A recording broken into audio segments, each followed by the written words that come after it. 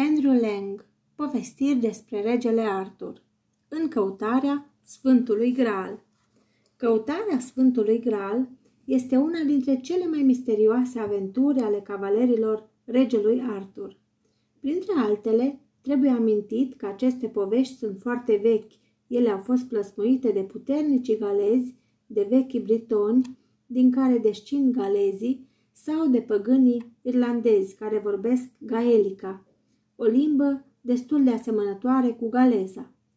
Istorioarele acestea au fost apoi traduse de francezi și de alți autori străini care le-au adăugat credințe creștine și obiceiuri cavalerești în variantele franțuzești ale acestor întâmplări.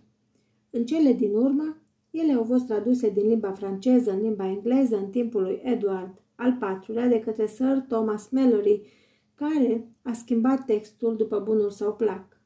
Povestirea despre Sfântul Graal din această carte este preluată în mare parte din traducerea lui Malory, dar există și părți din Marea Istorie a Sfântului Graal, tradusă de Dr. Sebastian Evans dintr-o carte franțuzească veche.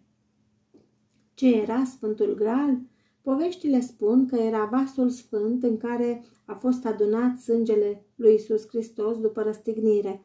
Acesta a fost adus în Britania de Iosif din Arimatea. Dar în istorisirile vechi ale păgânilor irlandezi era un vas misterios, vrăjit, plin tot timpul cu mâncare și băutură și probabil că autorii francezi l-au confundat cu vasul sacru adus din Țara Sfântă. Din pricina păcatelor oamenilor, acesta a devenit invizibil sau a dispărut, dar apărea din când în când, adus de îngeri sau plutind într-o lumină divină. Cavalerii, împotriva voinței regelui Arthur, au jurat să-l găsească și astfel au renunțat la datoria lor de a repara nedreptățile și de a institui ordinea în schimbul unui vis frumos.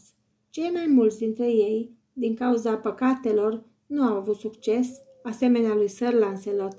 Cavalerii mesei rotunde s-au împrăștiat, iar regatul a fost slăbit din pricina că îndatoririle obișnuite au fost neglijate pentru căutarea unui lucru pe care niciun muritor nu-l putea găsi vreodată.